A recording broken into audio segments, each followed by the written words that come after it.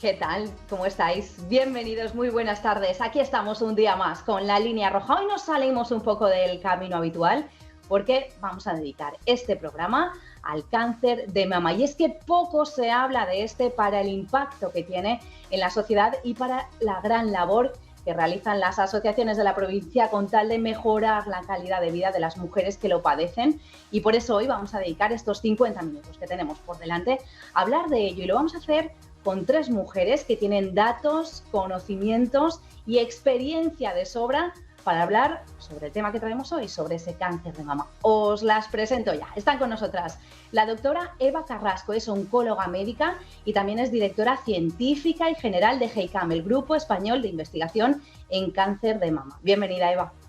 Hola, muchas gracias por contar conmigo. Buenas tardes. A ti por aceptar nuestra invitación. También tenemos con nosotros a Magui Pérez. Ella es socia de la Asociación Provincial de Mujeres con Cáncer de Mama, APAM. Bienvenida, Magui. Hola, buenas tardes.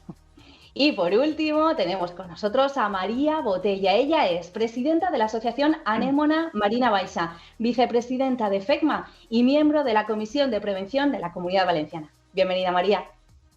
Muchas gracias, buenas tardes. Y con ellas arrancamos este programa especial en el que yo creo que, Eva, doctora, para ponernos en situación y para que todo el mundo que nos está siguiendo conozca un poco desde el principio este mundo, ¿cuántas mujeres tienen cáncer de mama en la Comunidad Valenciana?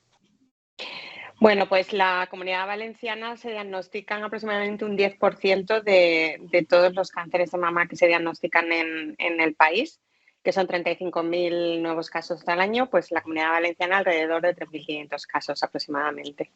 ¿Cuál es el perfil de las mujeres que padecen cáncer de mama? Y no sé si este ha ido cambiando a lo largo de los años. Pues el perfil más frecuente son mujeres entre los 50 y los 70 años de edad. Pero lo que sí que estamos viendo en los últimos años, bueno, ya te diría en los últimos 10 años, es que cada vez se diagnostican mujeres más jóvenes y de hecho estamos viendo casos incluso en mujeres por debajo de los 20 años, ¿no? Pero bueno, es preocupante el aumento de la incidencia de mujeres menores de 45, que no era hasta ahora lo habitual. ¿Cómo os explicáis esto? Pues aparentemente es un tema multifactorial. Hay varias cosas que están alrededor de todo este tema. Por un lado, el que cada vez tenemos los hijos más mayores. Eso es un dato importante porque cuanto más tiempo estés en edad fértil, más posibilidades hay de que tu mamá sea agredida por agentes externos, ¿no? Porque la célula mamaria es muy inmadura hasta que tienes el embarazo, el parto y la lactancia. Luego también el cambio de hábitos de vida. Nos estamos volviendo una sociedad cada vez más sedentaria. No vamos andando prácticamente a ningún sitio y este dato es importante, el cambio de dieta, que sobre todo se ve mucho más en gente joven. Todos estos factores juntos están haciendo que la incidencia esté aumentando en mujeres más jóvenes. Un cáncer que también afecta a hombres, no solo a mujeres, ¿verdad?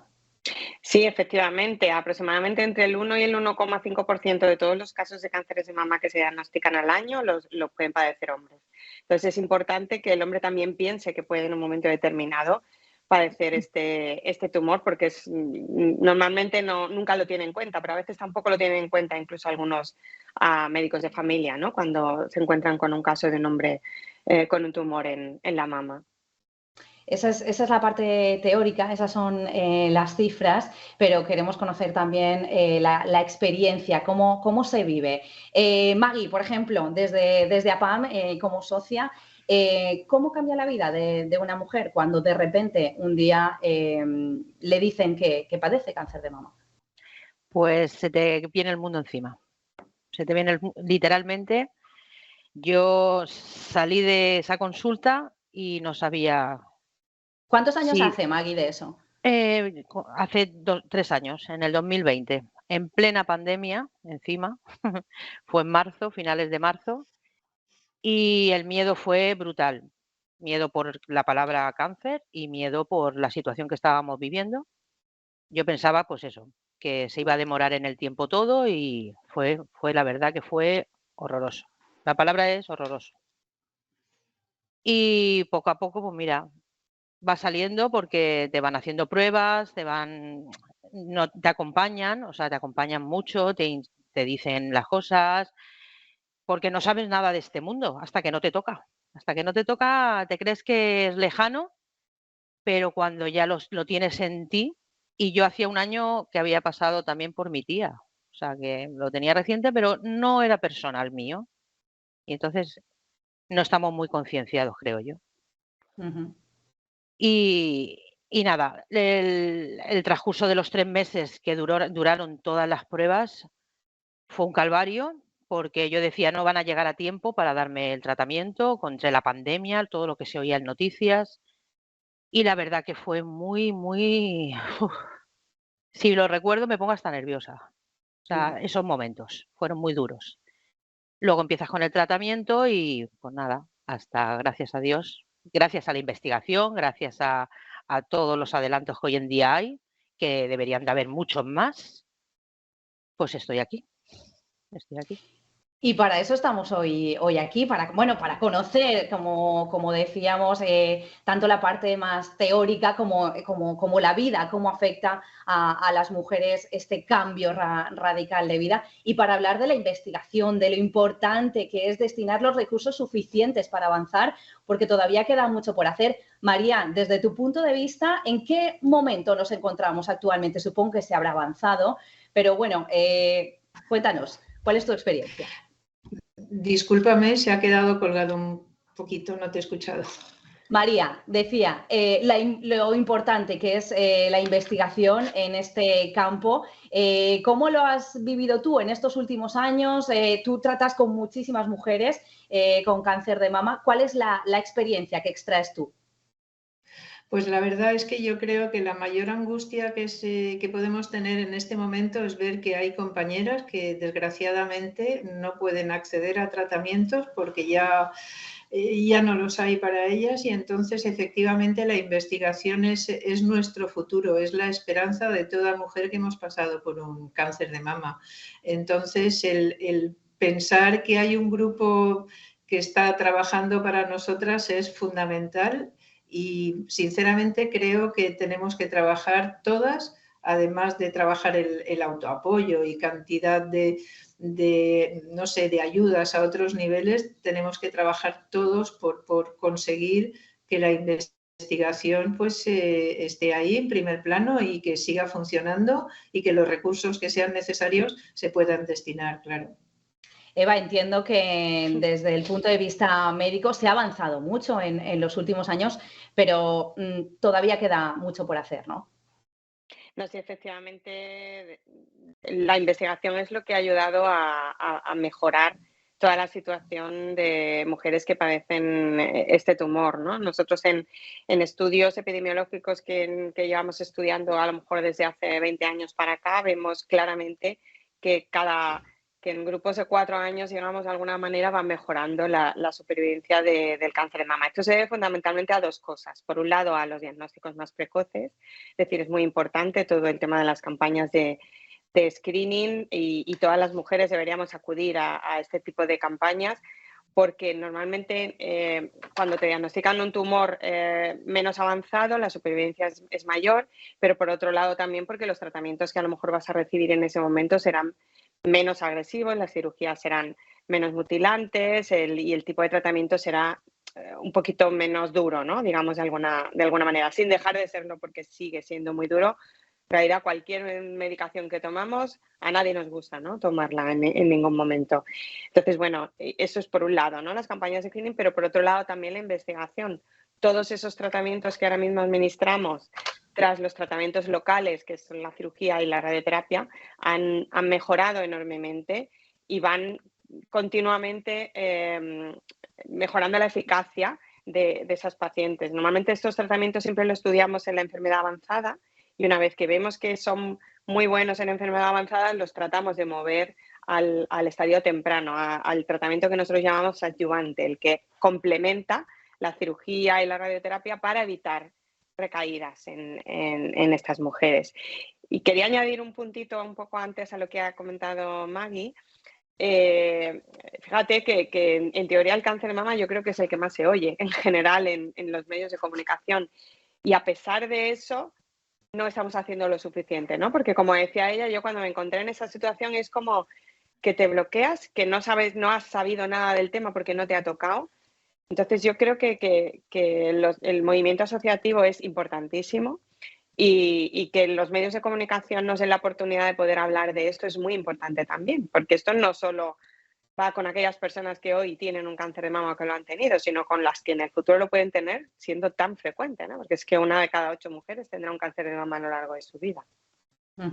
Bueno, pues para eso estamos, para que se escuche, para que se oiga, porque es verdad que, como tú dices, aunque no lo padezca una en primera persona, casi todo el mundo tiene algún pariente, algún amigo, algún familiar un poco lejano que lo ha padecido. En ese camino de la investigación del que estabas hablando, Eva, está el programa PEARL. Me gustaría que nos contaras en qué consiste.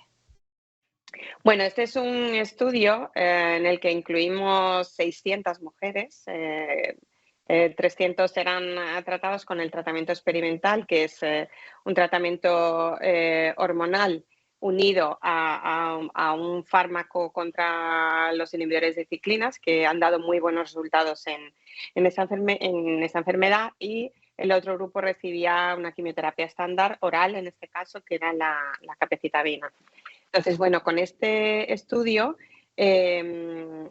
descubrimos que este fármaco unido al tratamiento hormonal tenía muy buenos resultados, pero que era muy parecido al tratamiento con capecitabina y que probablemente lo importante en estos casos era que estas mujeres deberían recibir este tratamiento hormonal más el palbociclib, que es el inhibidor de ciclinas que os decía, más tempranamente, ¿no? Porque este estudio se hacía en mujeres que ya habían recibido 2 o 3 líneas de tratamiento previo con hormona y también podían haber recibido incluso una línea de tratamiento con quimioterapia. Entonces, estos fármacos que son tan buenos es mejor darlos lo antes posible, ¿no? Entonces, mejor darlos a lo mejor en primera línea de enfermedad metastásica y mejor todavía administrarlos antes, ¿no? Tras el tratamiento quirúrgico.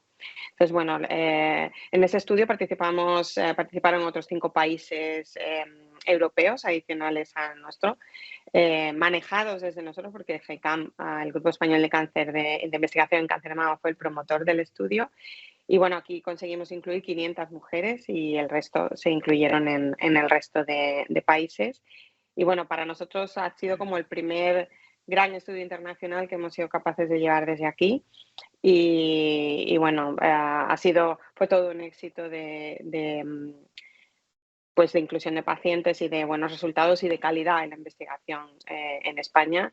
Y gracias a este estudio también, lo bueno que tenemos es que hemos conseguido luego muchos estudios posteriores para poder seguir ayudando, ¿no?, a las mujeres que tienen cáncer de mama y que van a tener la opción de poder recibir nuevos fármacos y participar en ensayos clínicos, porque esto es muy importante, la participación en programas de investigación. Maggie, María, supongo que cuando una padece cáncer y escucha novedades como estas, el programa PEARL, siempre está atenta, ¿no? Y en la última, al tanto de qué cosas van saliendo, supongo que da ánimo saber que se sigue trabajando y que poco a poco se van dando pasos importantes, ¿no? Por ejemplo, María. Pues claro, indudablemente. Ya te comenté que nuestra esperanza son los ensayos y los estudios que se están haciendo día a día. Las que de alguna forma hemos superado el cáncer y bueno, pues estamos ahí con todos los miedos. En fin, afortunadamente no lo padecemos mucho, pero la persona que, como te comenté, en este momento está pasando por una recaída y con metástasis y demás y tiene un poco ninguna opción para continuar adelante, pues escuchar que hay ensayos que funcionan, la verdad es que es una verdadera maravilla.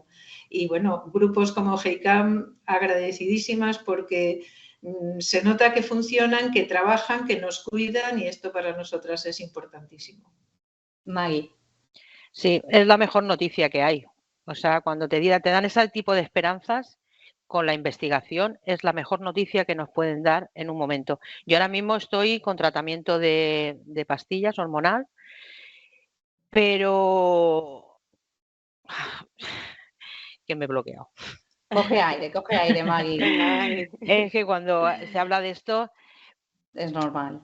Es normal. Yo lo único que pido es eso, más investigación, más ayudas, tratamientos que nos podamos beneficiar, por como dice María, las mujeres que son más diagnosticadas como que no van a salir adelante, que por desgracia son muchas. Y eso. De todos modos, Eva, la mayoría de las mujeres diagnosticadas con cáncer de mama sobreviven, ¿no? Esto tenemos que dejarlo claro. Sí, esto es un dato que es importante, ¿no? Ahora mismo podemos decir que más del 80% de las mujeres a los 5 años están libres de enfermedad y vivas, afortunadamente. Pero hay que seguir luchando porque todavía nos queda ese otro 20%, ¿no? Y siempre, bueno, del 100% de mujeres hasta el 30% pueden llegar a recaer. Entonces, en algún momento de su vida, porque muchas veces en tumores hablábamos de 5 años, pero en cáncer de mama nunca puedes dejar de estar alerta, ¿no? Siempre puede llegar un momento en el que pueda recaer el tumor, depende muchísimo de en qué momento se diagnosticó, ¿no? Si fue muy tempranamente, un tumor muy pequeño, sin afectación de la axila, etcétera, etcétera, la situación es mejor.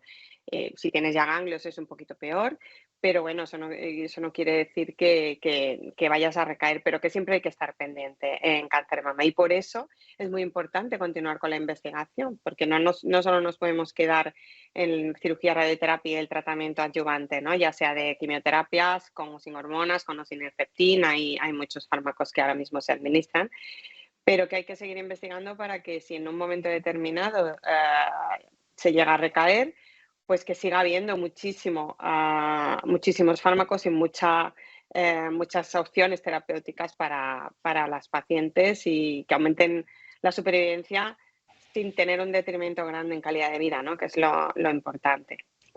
¿Qué ha supuesto la irrupción de la pandemia, como hablamos, en estos avances que se venían teniendo a lo largo del tiempo? Pues una de las cosas que hemos visto en la irrupción de la pandemia es que las campañas de screening se paralizaron en todos los sitios, ¿no? Entonces, algunas cosas que hemos visto, pero creemos que eso va a ser un tema temporal, es que las mujeres que se han diagnosticado en los años posteriores, entre el 2021 y 2022, se han diagnosticado con tumores un poquito más grandes de los que veníamos viendo, ¿no? en el pasado. Y esto es precisamente pues por ese retraso, ¿no? en el diagnóstico precoz, podríamos decir de alguna forma. Con respecto a la investigación, lo que sufrimos en su momento fundamentalmente en los 3-4 meses primeros del 2020, ¿no? Del marzo aproximadamente a julio, fue que hubo mucha dificultad para recoger los datos de pacientes que estaban incluidas en ese momento en ensayos clínicos, que era necesario, pero claro, había que poner en una balanza el beneficio-riesgo de las mujeres de acudir a hospitales, de salir de casa y de poder potencialmente poderse contagiar, ¿no? de COVID, ¿no? En ese momento, que además se sabía tan poco. Hoy en día ya estamos como mucho más tranquilos, claro, ¿no? Pero en ese momento parecía que COVID era sinónimo de muerte, ¿no? Siempre. Entonces, ahí hubo como un parón y en algunos estudios que estaban en marcha en ese momento, pues ha habido como una especie de tiempo en el que hemos perdido algo de la información, ¿no? de las pacientes, pero realmente el impacto, o sea, cuando ya lo ves a largo plazo, tras 2 años después de la pandemia, no ha sido grande. La verdad que no ha sido grande, salvo en lo que decía anteriormente, ¿no? De que las mujeres que se han diagnosticado durante los años 2021 y 2022 han tenido tumores un poquito más, más avanzados. Qué importante han tenido que ser las asociaciones como las que hoy tenemos aquí en Plató, María, para ese momento en el que una mujer era diagnosticada de cáncer en plena pandemia, para refugiarse en vuestra asociación y tener ahí un apoyo, porque como decía Maggie, no era un momento cualquiera, así de normal, ya es un asunto muy, muy complicado en plena pandemia, no me quiero ni imaginar, ¿no? ¿Cómo ha sido para vosotros? Ha sido muy complicado. Hemos tenido que aprender todas sobre la marcha, manejarnos por internet con programas determinados y tal para poder apoyar, un poco acompañar, porque también teníamos totalmente vetado el podernos ver, el poder contactar con ellas. Hemos tenido que interrumpir el voluntariado en los hospitales, en fin, absolutamente todo, pero de alguna forma nos las hemos inventado para poder mantener el contacto, aunque fuese a través de una pantalla. Y bueno, hemos estado intentando hacer lo posible para que estas mujeres no se sintiesen, pues imagínate, si ya es difícil que te den un diagnóstico, entrar sola en un hospital sin el apoyo de nadie, ni familiares, amigos, en fin, quien sea, pues durísimo. Pero afortunadamente esto ya pasó y lo importante ya es mirar al futuro. Maggie, supongo que una asociación como a la que perteneces, APAM, habrá sido muy, muy importante. Tú decías, me diagnosticaron en plena pandemia. ¿Cómo ha sido vivir de su mano estos años? Pues ha sido gratificante. A mí me ha ayudado muchísimo, porque lo que decía María, una enfermedad así como es el cáncer, lo único que necesitas es salir, evadirte, no estar encerrada, porque eso es la cabeza, pum, pum. ¿Qué pasa? Que las asociaciones, en este caso la mía, PAM, a mí me salvó porque me llamaban por teléfono, yo tenía contacto con una amiga que estaba en la asociación y la verdad que te dan ánimos, y lo superas poco a poco, lo vas superando poco a poco así porque da mucho, a mí en mi experiencia me dio muchísimo miedo. Estábamos todos confinados cuando a mí me diagnosticaron y hasta finales de junio que yo empecé con el tratamiento fue horrible lo que decían. Ir a un hospital sola en esta situación no se lo deseo a nadie. Porque siempre tienes que ir acompañada con alguien, salir, distraerte, irte de cena. Son cosas cotidianas de la vida. Y yo estaba encerrada en mi casa, o sea, con mi familia. Lo sufrieron más mi familia que yo. Porque, claro, ellos me veían del sofá a la cama, de la cama al sofá y pensando y deseando que me pusieran el tratamiento y que me hablaran. Y las asociaciones, pues vía teléfono y vía Skype, pues fueron salvación también. Fue una medicación anticipada al tratamiento, gracias a Dios. Y eso, que yo estoy muy agradecida, la verdad, muy agradecida. Es uno de los objetivos del programa de hoy, poner en valor el gran trabajo que realizan estas asociaciones y por eso queríamos conoceros hoy con más detalle. Oye, que vamos a hacer ahora una pequeña pausa de nada para poner unos anuncios muy rápidos y que enseguida estamos hablando de vuelta con algunos de los retos que tienen estas asociaciones provinciales que luchan contra el cáncer de mama. Hasta ahora.